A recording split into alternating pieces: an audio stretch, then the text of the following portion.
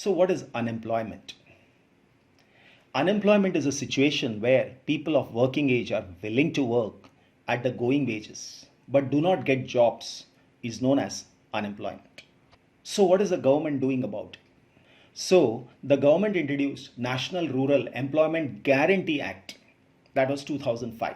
Under this act, the people who are able to and are in need of work are guaranteed 100 days of employment in a year by the government.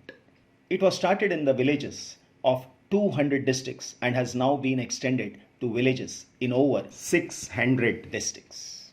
1/3 of the total work is reserved for women. So it has benefited the country immensely. Then it is underemployment. Underemployment is a situation in which people are apparently working. That is, it appears to be working, but all of them work less than their potential. Say a graduate or a postgraduate and is doing the work of a bus conductor. Then we will say that he is underemployed. Then comes disguised unemployment. Disguised unemployment is a kind of unemployment in which there are people who are visibly employed but are actually unemployed. In such a situation, more people are engaged in a work than required.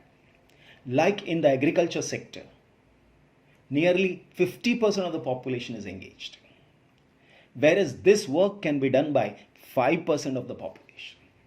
And 45% of the people are in villages and into agriculture because they don't have any other jobs. Even if this 45% comes out and get into some other work, all the work will comfortably go on in the country and the production will not decrease. So this will be referred to as disguised unemployment, because in a developed country like US, 2% of the population is into agriculture. Why does disguised unemployment not help to enhance the productivity of the country? The reasons, let us sum up. More than half of the workers in the country are working in primary sector, mainly in agriculture, producing only a quarter of the GDP.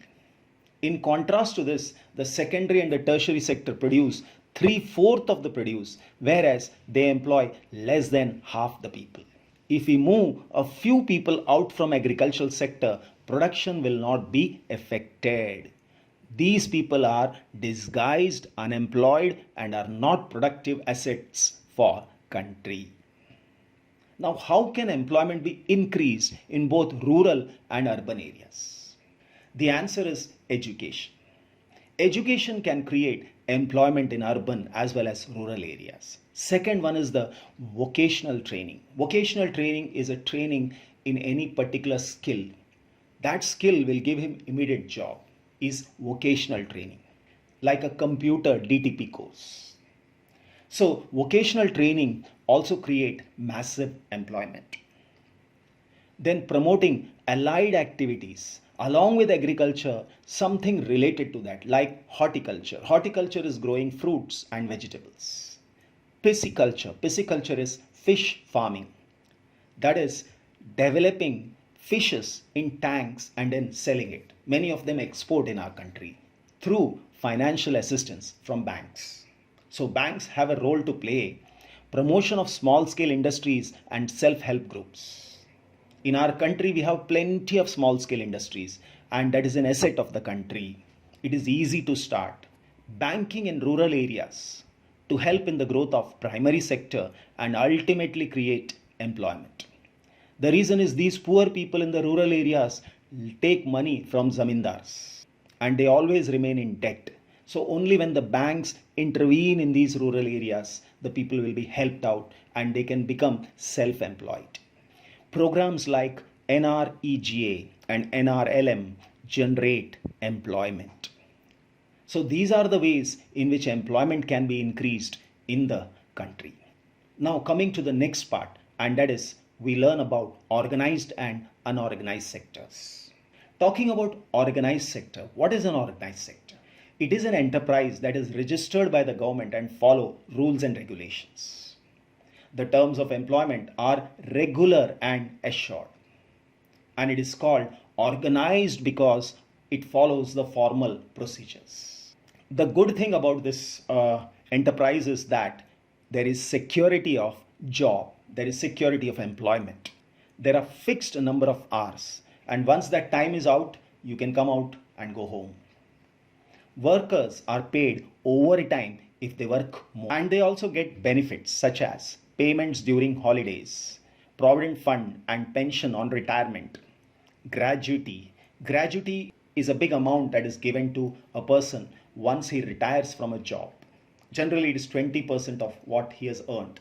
Then, medical benefits and safe working environment. Now, let's understand what is an unorganized sector.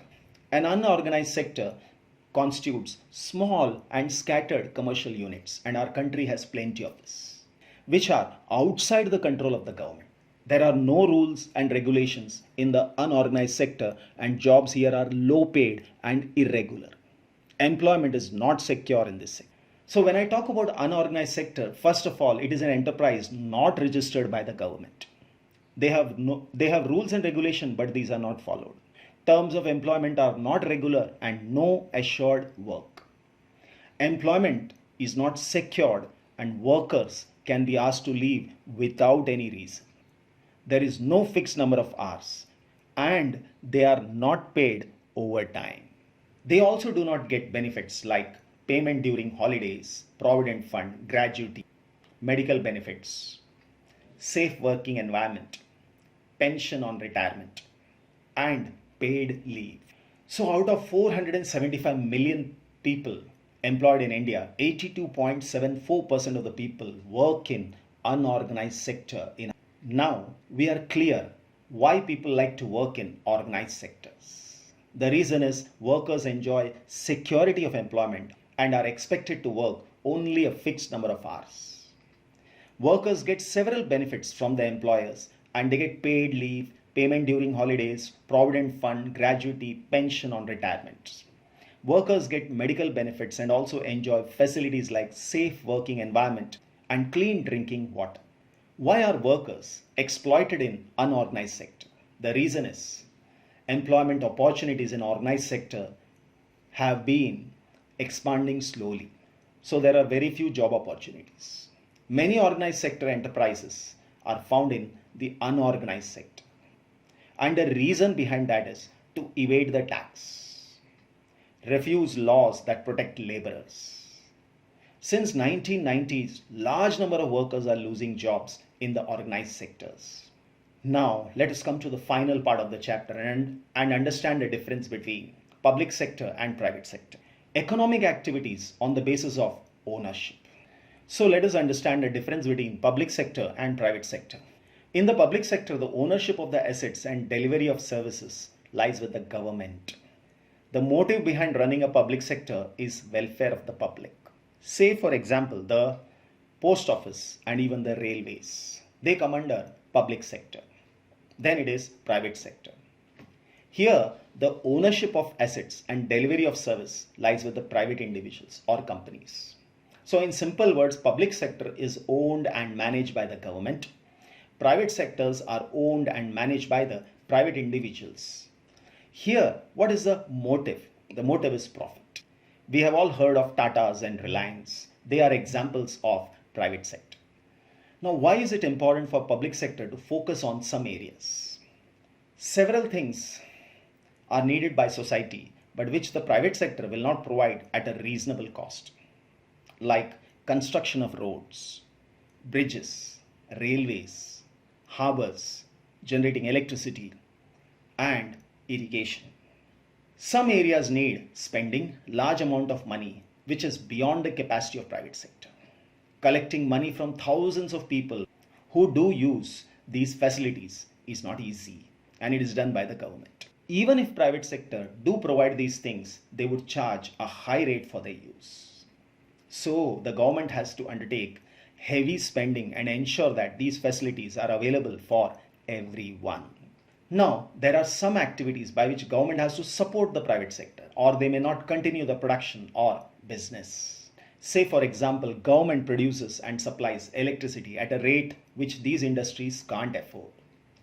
Government bears a part of the cost, buys wheat and rice from farmers at fair price, stores it in godown and sells at lower price to consumers through ration shops. Then providing health and education facilities is also government's primary responsibility. like elementary education, safe drinking water, housing facilities for poor, food and nutrition facilities. To conclude, government will also take care of poorest and the most ignored regions of the country through increased spending in such areas. So with this, I conclude the chapter. Thank you.